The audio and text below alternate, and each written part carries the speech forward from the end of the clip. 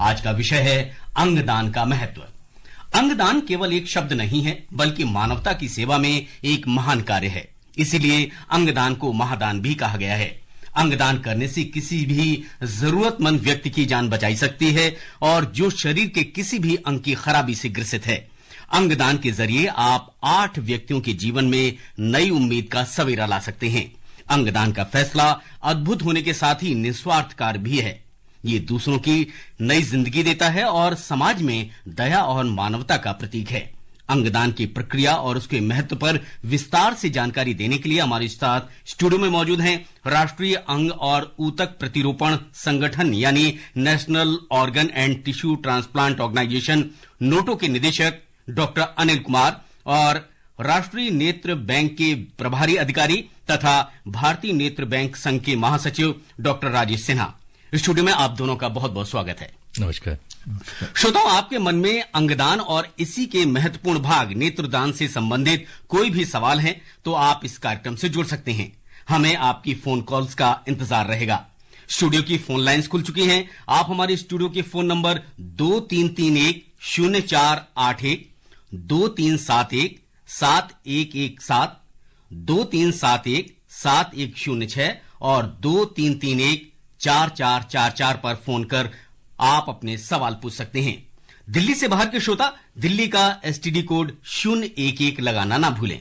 आप अपना प्रश्न व्हाट्सएप नंबर 9289-094-044 पर भी भेज सकते हैं।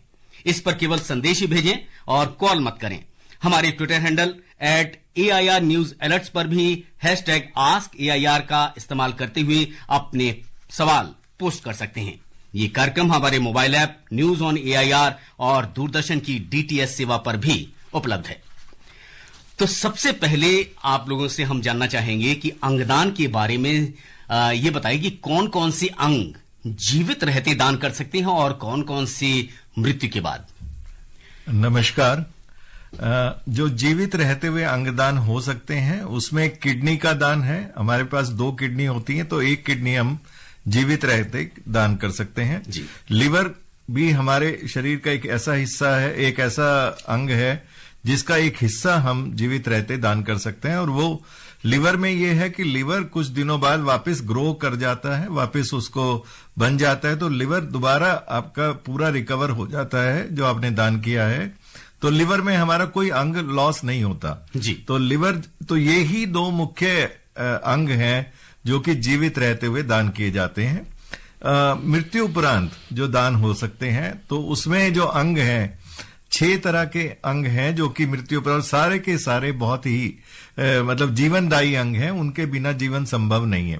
तो किडनी और लिवर मृत्यु उपरांत भी दान हो सकते हैं। उसके अलावा हार्ट है जो कि दिल जिसको बोलते हैं हिंदी में, और हमारे लंग्स हैं, दोनों फेफड़े, वो 2 फेफड़े होते हैं, 2 किडनी होती हैं, एक लंग एक हार्ट होता है, इंटेस्टाइन और पेनक्रियाज होता है।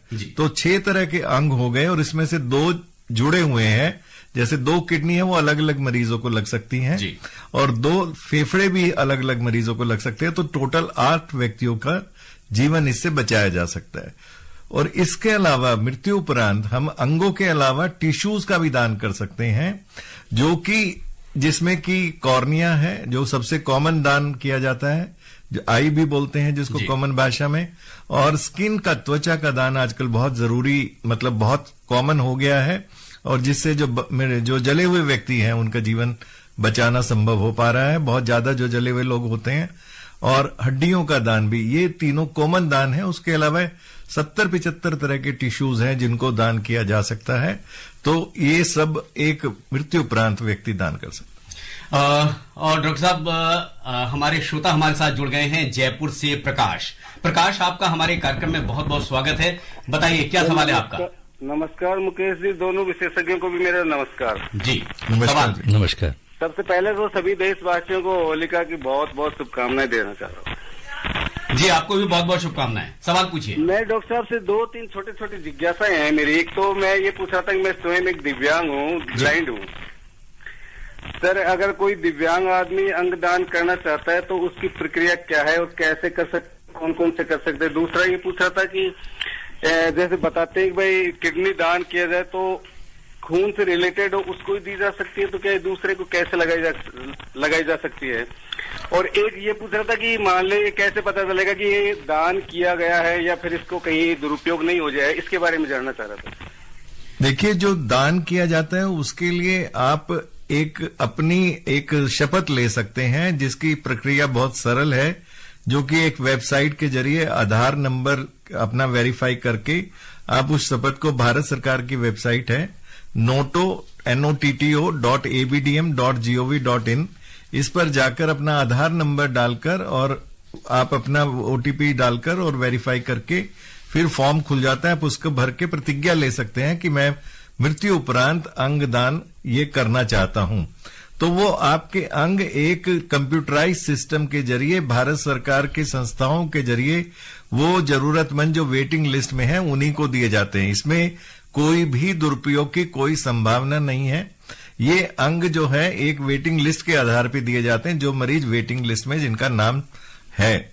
तो आप, और जो जिंदा व्यक्ति दान देना चाहता है तो उसमें दो तरह से दान होता है। या तो आप अपने नजदीक के रिश्तेदार को दान करते हैं, जिसमें आपके परिवार का कोई व्यक्ति अगर बीमार है, जैसे पेरेंट्स हैं, बच्चे हैं, वाइफ है, या आपके ग्रैंड पेरेंट्स, ग्रैंड चिल्ड्रन या भाई बहन है, तो इनको आप नियर रिलेशन में बोलते हैं। उसके अलावा अगर इसके अलावा किसी को आप दान देना चाहते हैं, जिंदा जो ऑर्गन है, तो उसके लिए एक ऑथराइजेशन कमेटी होती है जो कि इसको अप्रूव करती है। तो उसमें आप दे सकते हैं, अगर उनको आप कोई बीच में लेन देन का मामला नहीं होना चाहिए और आप प्यार मोहब्बत से उस वजह से उसको दान देना चाहते हैं, उसकी जान बचाने के लिए दान देना चाहते हैं, तो आप उसमें कोई भी रुकावट नहीं है। कोई मित्र को भी आप ये अंगदान जीवित रहते भी कर सकते हैं।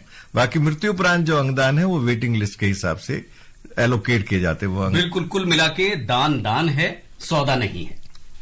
एक और श्रोता हमारे साथ जुड़ गए हैं, राम शंकर वाजपेयी हैं, जो रायबरेली से जुड़े हैं। राम शंकर जी, आपका बहुत बहुत स्वागत है। क्या सवाल है आपका? मैं ये पूछना चाहता था कि जो व्यक्ति अंगदान करने वाले हैं उनको सरकार की तरफ से प्रोत्साहित करके क्या कदम उठाती है, उसकी क्या प्रक्रिया? इनका सवाल है कि सरकार किस तरह से प्रोत्साहित करती है अंगदान करने वालों को और क्या प्रक्रिया है? देखिए, जो अंगदान के लिए मैंने जैसे बताया कि आप शपथ ले सकते हैं, ताकि जब अगर मौका आए तो उस समय आपका अंगदान कराया जा सके। और शपथ लेने का मतलब ये नहीं है कि आपके अंग निकाल लिए ही जाएंगे। उस समय भी आपका जो परिवार है, परिवार के लोग हैं, वो हाँ भरेंगे तो ही आपका अंगदान संभव है। तो परिवार के व्यक्तियों की सहमति फिर भी जरूरी है आपकी शपथ लेने के बाद भी।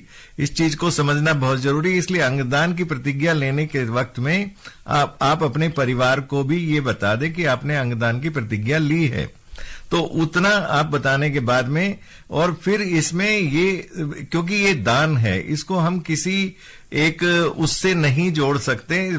भारत सरकार की तरफ से फिर भी ये है कि दानी व्यक्ति को एक सम्मानजनक अंतिम संस्कार के लिए व्यवस्था भारत सरकार करती है, जिसमें एक मुक्त राशि उसको परिवार को दी जाती है कि उनका सम्मानजनक अंतिम संस्कार किया जा सके। उसके अलावा एक जो डोनर को हम रेस्पेक्ट देने का एक प्रावधान होता है, एक शॉल, एक सर्टिफिकेट, वो एक दिया जाता है।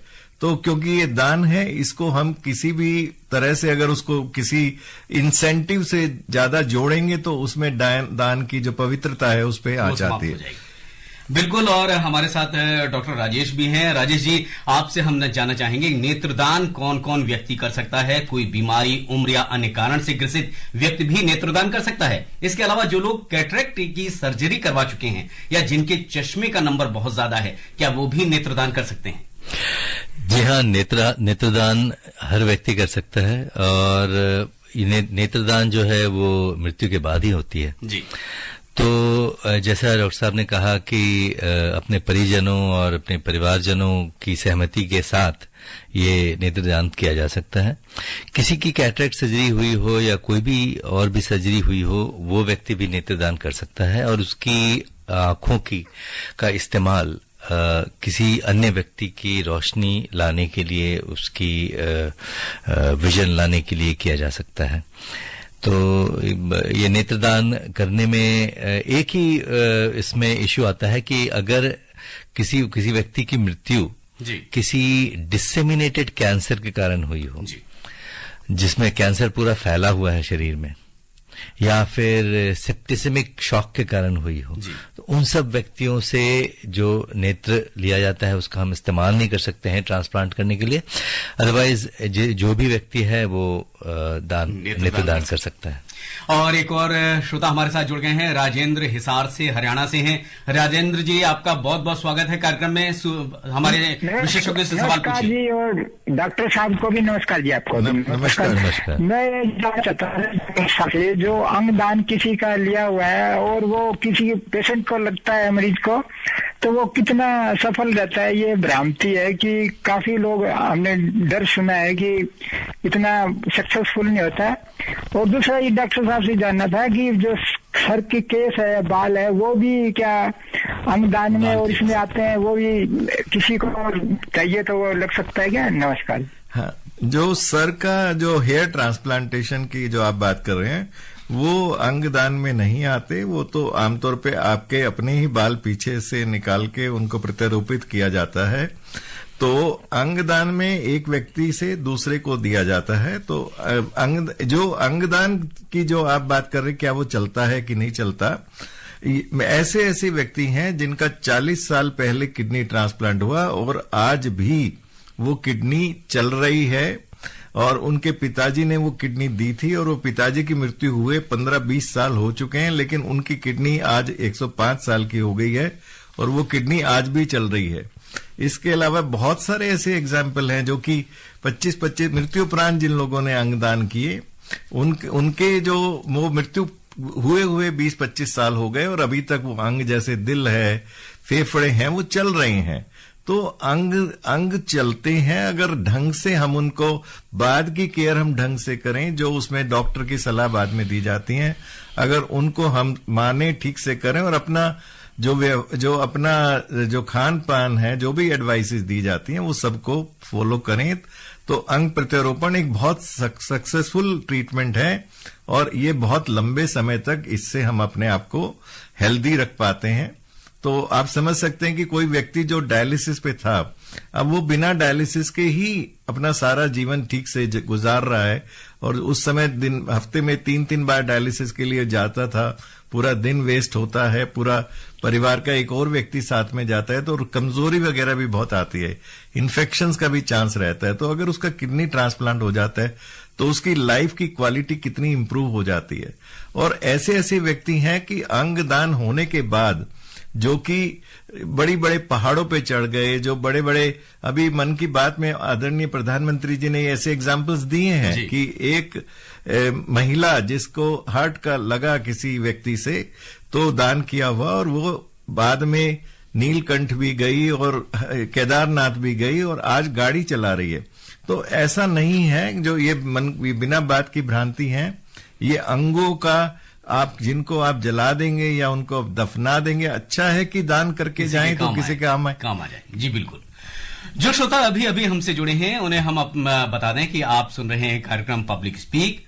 आज हम अंगदान का महत्व पर चर्चा कर रहे हैं और आपके सवालों के जवाब दे रहे हैं राष्ट्रीय अंग और ऊतक प्रतिरूपण संगठन यानी national organ and tissue transplant organisation NOTTO के निदेशक डॉक्टर अनिल कुमार और राष्ट्रीय नेत्र विज्ञान तथा भारतीय नेत्र बैंक के प्रभारी अधिकारी और भारतीय नेत्र बैंक संघ के महासचिव डॉक्टर राजेश सिन्हा। और एक और श्रोता हमारे साथ जुड़ गए हैं, अविनाश त्रिपुरा से। अविनाश, आपका कार्यक्रम में बहुत बहुत स्वागत है, पूछिए अपना सवाल। जी नमस्कार। नमस्कार जी। तो मेरा सवाल है, आजकल देखिए सोशल मीडिया में कहिए या फिर एक भ्रम फैला हुआ कि आप अगर अंगदान करेंगे तो अगले जन्म में आपको विकलांग होके आप पुनर्जन्म होगा। इस प्रकार से भ्रम फैला करके लोगों को अंगदान से विमुख रखा जा रहा है, तो इसमें कितनी सच्चाई है? देखिए, ये बिल्कुल भ्रांति है, ये फैलाया जाता है और इस तरह का कुछ भी नहीं होता। आप ये देखिए कि आत्मा हमारी जाती है परलोक में, और अंग तो हम यहाँ पे जला ही देते हैं या उन्हें दफना ही देते हैं। तो अंग तो किसी के साथ में जाते नहीं कि अगले जन्म में वो मिलेंगे या नहीं मिलेंगे, तो अंग तो हम वैसे ही डिस्ट्रॉय कर देते हैं। तो आप ये समझिए कि आत्मा ही मिलती है, अंग हमारे पेरेंट्स से हमारे को शरीर के रूप में प्राप्त होते हैं, तो वो धरती में ही प्राप्त होते हैं और धरती में ही मिट्टी में मिल जाना होता है। तो ये एक बिल्कुल ही भ्रामक लोगों के मन में ये गलत धारणा है कि आप जो है अंगों को अपने साथ ले जा सकते हैं या उनको अगले जन्म में भी आपको मिलेंगे। तो ऐसा नहीं होता। अंग जला दिए जाते हैं या दफना दिए जाते हैं, तो क्यों ना उनको हम जिंदा रखें दूसरे कई अन्य व्यक्तियों के शरीर में, और हमारी आत्मा तो फिर भी चली गई है लेकिन हमारे अंग तो जीवित रहेंगे हमारे जाने के बाद भी। और एक और श्रोता हमारे साथ जुड़ गए हैं महाराष्ट्र के कोल्हापुर से विजय कुमार। विजय कुमार, आपका बहुत बहुत स्वागत है। नमस्ते। पूछिए, नमस्कार, क्या सवाल है आपका? नमस्कार जी। नमस्कार। सभी देशवासियों को और आपको भी होली का शुभकामनाएं ढेर सारी। जी, आपको भी बहुत बहुत शुभकामनाएं। हाँ सर जी, मेरा ये सवाल है कि अंगदान देने के लिए कुछ उम्र की कोई अट होती है क्या? हाँ, बिल्कुल बताएं डॉक्टर साहब। देखिए, इसमें अंगदान में कोई उम्र की सीमा नहीं है, और जो जीवित व्यक्ति अंगदान करते हैं जरूर उनमें हम उम्र की सीमा जरूर लगाते हैं कि आमतौर पे 60-65 साल के बाद में कई बार हम लीवर वगैरह का दान नहीं करते, लेकिन किडनी में उसमें फिर भी और ज्यादा उम्र तक भी दान हो सकता है। और मृत्यु उपरांत तो कोई उम्र की सीमा नहीं है। ऐसे भी हुए हैं कि 90 साल के व्यक्ति ने भी अंगदान किए हैं।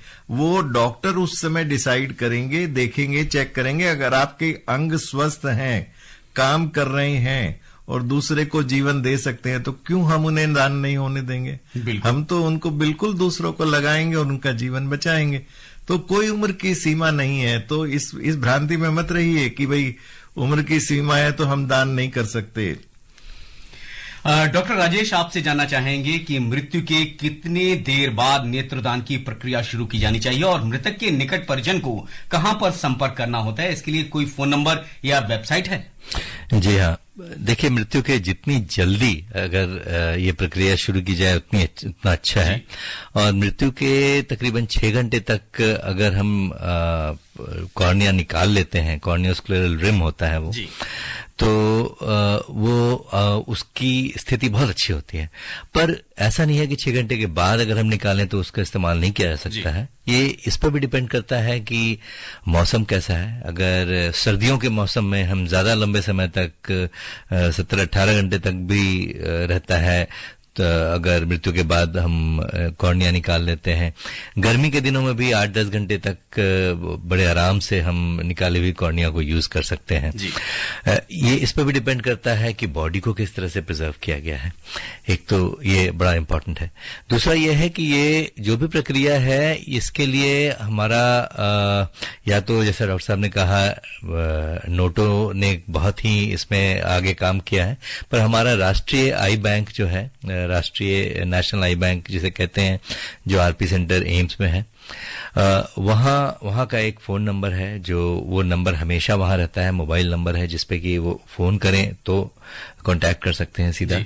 वेबसाइट भी है, उस पर भी जा सकते हैं। पर फोन से आज के जमाने में इंसान के पास फोन हर वक्त होता है, तो बड़े आराम से एक फोन नंबर है जो वो डायल करें और इमीडिएटली टेक्नीशियन जो 24 घंटे बैठा होता है आई बैंक में, वो फोन उठाएगा और जहां भी जाना है वहां हमारे ड्राइवर्स, गाड़ी वाले सारे तैयार बैठे होते हैं 24 घंटे ड्यूटी पे, ताकि वो जरा भी विलंब ना हो और वो शीघ्रातिशीघ्र वहां पे पहुंच जाए। इसके अलावा एक और चीज जानना चाहेंगे कि आई बैंक की जो टीम, जैसे आपने बताया कि तैयार रहती है और पहुंच जाती है, और एक व्यक्ति जो नेत्रदान करता है वो कितने व्यक्तियों के जीवन में उजाला ला सकता है?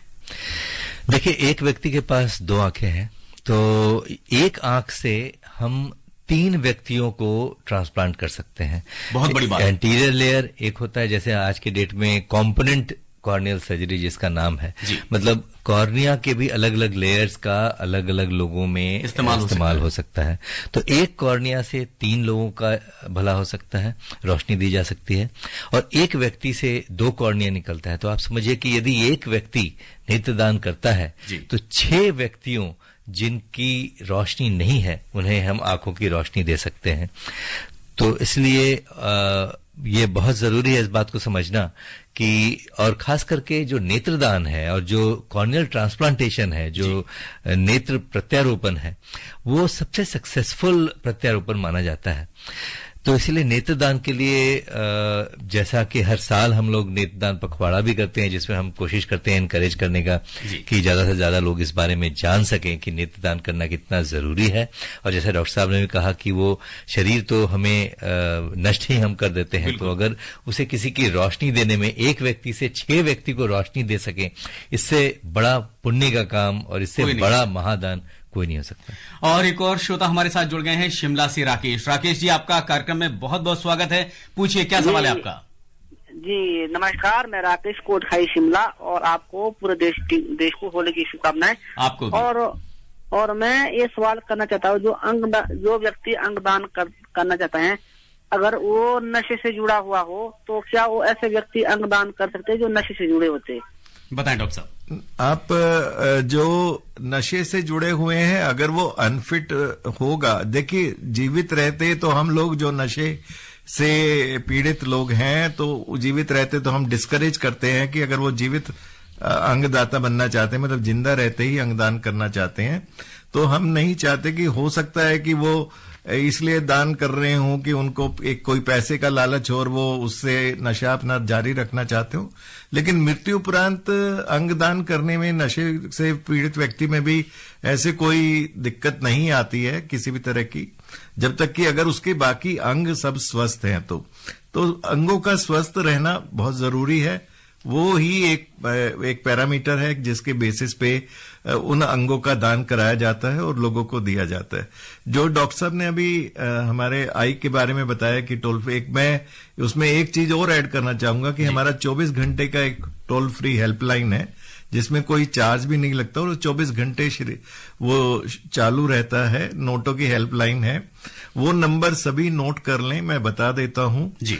1800114770 1800114770। हिंदी में भी रिपीट कर देता हूं, 1800114770। तो ये इस नंबर पे आप कॉल करके 24 घंटे कभी भी अंगदान के बारे में कोई जानकारी ले सकते हैं। किसी का घर में मृत्यु हो गई है, उसका आपको कॉर्निया डोनेशन करवाना है, वो भी आप करवा सकते हैं। फोन करके हमारी टीम कोऑर्डिनेट कर लेगी, आपके घर के पास जो नियरेस्ट आई बैंक होगा उनसे टीम भिजवा दी जाएगी। जो अंगों का दान है वो आमतौर पर ब्रेन स्टेम डेथ की स्थिति में होता है, जब व्यक्ति आईसीयू के अंदर होता है और वो ब्रेन डेड हो जाता है। लेकिन जो टिश्यूज का दान है, जैसे डॉक्टर साहब ने बताया, वो जो सामान्य मृत्यु है या जो हार्ट जिसमें रुक जाता है, ब्रेन स्टेम डेथ की सिचुएशन नहीं होती, हार्ट भी रुक जाता है, तो ब्रेन स्टेम डेथ में तो अंगों का दान प्लस टिश्यूज का दान दोनों हो सकते हैं।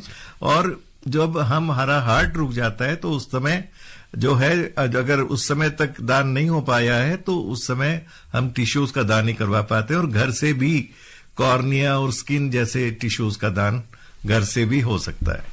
एक और श्रोता डॉक्टर साहब हमारे साथ जुड़ गए हैं, मोहम्मद काजी दिल्ली से। मोहम्मद काजी, आपका कार्यक्रम में बहुत बहुत स्वागत है। पूछिए, क्या सवाल है आपका? जी नमस्कार। नमस्कार। मैं मोहम्मद काजिम बोल रहा हूँ दिल्ली से। जी बताइए सर। मेरा पूछना ये है, जैसे आपने आई डोनेशन के बारे में बात की, अगर किसी व्यक्ति को आई डोनेशन की मदद से आंख लगाई गई हो और वो मर जाए, तो क्या वो दोबारा अपनी आई डोनेशन कर सकता है? देखिए, ये तो ऐसा सवाल है जिसका उत्तर देना इस पे डिपेंड करता है कि उसके आंख की स्थिति उस वक्त कैसी थी। जैसे किसी ने अगर नेत्रदान के बाद उसने नेत्र प्रत्यारोपण यानी कॉर्नियल ट्रांसप्लांट कराया है और उसकी कॉर्निया बिल्कुल हेल्दी है, तो वैसी स्थिति में उसकी कॉर्निया को भी लेके इस्तेमाल किया जा सकता है। पर ये एक ऐसी सिचुएशन है जो बहुत ही रेयर होता है और वो हमें फेस करने को मिलता नहीं है यूजुअली। पर जो आप कह रहे हैं, अगर देखा जाए तो टेक्निकली करने को वो भी किया जा सकता है। डॉक्टर साहब, एक चीज और जो है कि यहाँ दिल्ली में जैसे महानगर हैं, यहाँ पे ये सुविधा है कि तुरंत डोनर जो है वो अपना दान कर सकता है और आई बैंक और इन सब से सहूलियत मिल सकती है। लेकिन छोटे कस्बों और ग्रामीण व्यक्ति को कहां पर संपर्क करना होता है, और इसकी वेबसाइट है, टोल फ्री नंबर, ग्रामीण क्षेत्र के लिए क्या सुविधाएं हैं? देखिए, जो मैंने नंबर पहले बताया, जो हमारी टोल फ्री हेल्पलाइन है, तो उसमें कोई कॉल करने का चार्ज भी नहीं लगता और वो पूरे नेशनल हेल्पलाइन है। पूरे देश से कहीं से भी कोई भी व्यक्ति कॉल करता है तो मैं आपको बताऊं कि पिछले साल लगभग 200 से ज्यादा कॉर्निया डोनेशन हेल्पलाइन के जरिए ही हो पाए जी। तो मतलब वो नेशनल हेल्पलाइन के जरिए, उसमें क्योंकि हमने सारे आई बैंकों को मैप किया हुआ है, तो जब नंबर पे कॉल आती है तो हम उसके नियरेस्ट आई बैंक को सूचित कर देते हैं। वहां से टीम चली जाती है घर पे, और तो इसमें कोई दिक्कत नहीं है। 24 घंटे व्यक्ति अवेलेबल है और आप वो हमारे ट्रेन्ड काउंसलर होते हैं जो हर तरह की जानकारी उनको उपलब्ध है और सारे जो फैसिलिटीज है वो सब मैप्ड है। तो इसलिए कहीं से भी, चाहे ग्रामीण जगह से भी कोई कॉल करना चाहे कर सकता है। डॉक्टर साहब, एक चीज और है कि अंगदान का निर्णय लेने के बाद उस व्यक्ति की जिम्मेदारी क्या होती है? वो परिवार में लोगों की इसकी जानकारी दे सकता है और इसके बाद उसके परिजन की क्या जिम्मेदारी, दोनों की जिम्मेदारियां क्या रहती हैं? अंगदान के, अगर आपने अंगदान के लिए शपथ ली है तो आपका फर्ज है कि आप अपने परिवार को जरूर बताएं, क्योंकि अल्टीमेटली जब आपकी मृत्यु होगी तो अंगदान की जो करवा पाएंगे आपके परिवार के लोग ही करवा पाएंगे जी। और वो उनका कंसेंट देना, उनका एक तरह से सहमति देना वो बिल्कुल जरूरी है। कानूनी रूप से बिना उनकी सहमति के अंगदान नहीं होगा, चाहे आपने शपथ भी ली हुई हो।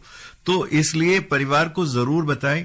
और हम जो ऑनलाइन वेबसाइट से प्लेज कराते हैं उसमें परिवार के 2 व्यक्तियों के नंबर भी आपसे भरवाते हैं ताकि उनको तुरंत सूचना चली जाए कि आपने अंगदान कर लिया है। उसके बाद जो परिवार के व्यक्ति हैं उनकी जिम्मेदारी ये है कि भाई आपके इस परिवार के व्यक्ति ने एक इच्छा जाहिर की थी कि मेरे अंगों का दान कर दिया जाए, उन्हें वेस्ट ना जाने दिया जाए। तो हमारा फर्ज होता है कि हम उस इच्छा का पालन करते हुए, या उन्होंने इच्छा जाहिर की थी कि मेरे नेत्र दान करवा दिए जाएं, तो उस इच्छा को पूर्ण करना एक परिवार की एक जिम्मेदारी है। और उस इच्छा को पूर्ण करने के लिए जो भी संभव है, जो भी जानकारी चाहिए, वो हेल्पलाइन से भी ले सकते हैं और अस्पताल के लोगों को भी बता सकते हैं, जैसे डॉक्टर साहब ने भी बताया जी। तो जो भी दान करना आना चाहते हैं, जो आपके परिवार की इच्छा है। एक और श्रोता हमारे साथ जुड़ गए हैं, राशिद अहमद खान छतरपुर से। राशिद, आपका बहुत बहुत स्वागत है, बताइए क्या सवाल है आपका, जल्दी से पूछिए। नमस्ते सर, सभी देशवासियों को होली की हार्दिक बधाई शुभकामनाएं, रमजान शरीफ की हार्दिक बधाई शुभकामनाएं जी।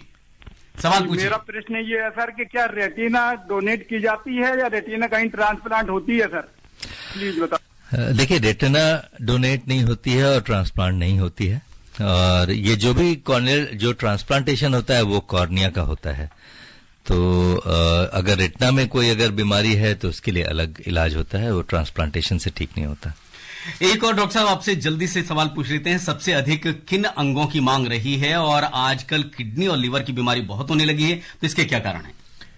सबसे ज्यादा जो अंग की मांग है हमारे देश में वो किडनी के ट्रांसप्लांट की है। किडनी लोगों की बहुत फेल हो रही है और इसका मुख्य कारण हमारे यहाँ डायबिटीज का होना, ज्यादा जो शुगर की बीमारी जिसको बोलते हैं आम भाषा में, और ब्लड प्रेशर हाई होना। तो इन 2 वजह से हमारे किडनी बहुत फेल हो रहे हैं। तो आपको इन सबको कंट्रोल रखना है और अंग दान के लिए आप सबको प्रेरित करना है ताकि जिनके अंग फेल हो चुके हैं उनको हम जीवन दे सके, उनको हम आगे उनका जीवन बचा सके, जिन लोगों के अंग फेल हो चुके हैं। बिल्कुल, और अब घर की सुइयां इशारा कर रहे हैं कि हम इस चर्चा को यहीं पर विराम दें। हम अपने उन सभी श्रोताओं का आभार व्यक्त करते हैं जिन्होंने इस कार्यक्रम में हिस्सा लिया, और साथ ही राष्ट्रीय अंग और ऊतक प्रतिरूपण संगठन यानी नोटो के निदेशक डॉक्टर अनिल कुमार और राष्ट्रीय नेत्र विज्ञान भारतीय नेत्र बैंक के प्रभारी अधिकारी डॉक्टर राजेश सिन्हा, आप सभी को बहुत बहुत धन्यवाद। धन्यवाद। आज